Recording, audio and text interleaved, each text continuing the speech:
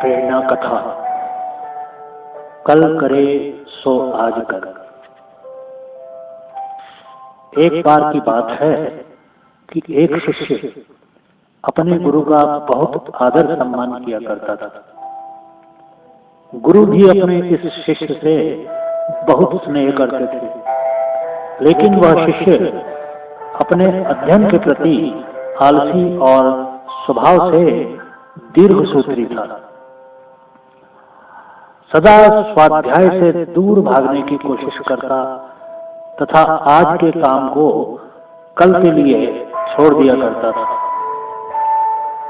अब गुरुजी कुछ चिंतित रहने लगे कि कहीं उनका यह शिष्य जीवन संग्राम में पराजित न हो जाए। आलस्य में व्यक्ति को अकर्मण्य बनाने की पूरी सामर्थ्य होती है। ऐसा व्यक्ति बिना परिश्रम के ही फलोपभोग की कामना करता है।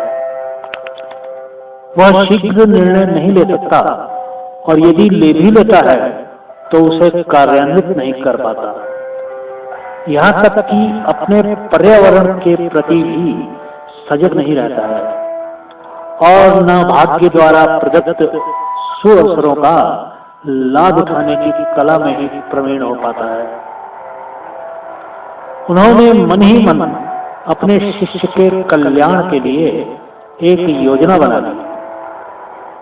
एक दिन एक काले पत्थर का एक टुकड़ा उसके हाथ में देते हुए गुरुजी ने कहा, मैं तुम्हें यह जादुई पत्थर का टुकड़ा 2 दिन के लिए देकर कहीं दूसरे गांव जा रहा हूं। जिस भी लोहे की वस्तु को तुम इससे स्पर्श करोगे वह स्वर्ण में परिवर्तित हो जाएगी।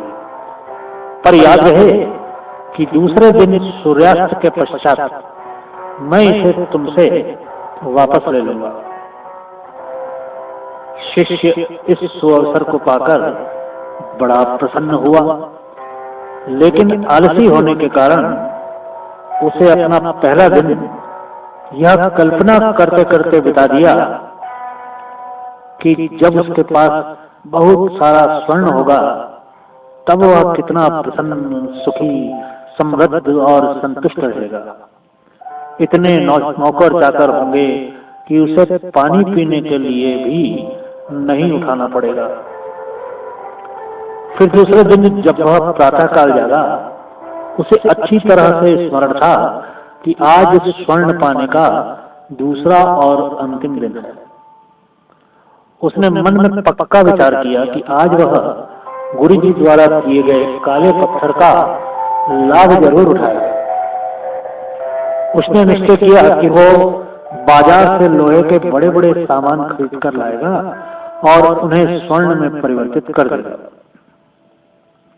दिन बीतता गया पर वह इसी सोच में बैठा रहा कि अभी तो बहुत समय है, कभी भी बाजार जाकर सामान लेता आएगा। उसने सोचा कि अब तो दोपहर का भोजन करने के पश्चात ही सामान लेने निकलूंगा। पर भोजन करने के बाद उसे विश्राम करने की आदत थी और उसने बजाय उठ के मेहनत करने के थोड़ी देर आराम करना उचित समझा।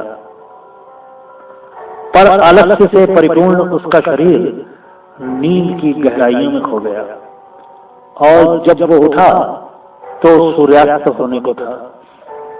अब वह जल्दी जल्दी बाजार की तरफ भागने लगा, पर रास्ते में ही उसे गुरुजी मिल गए।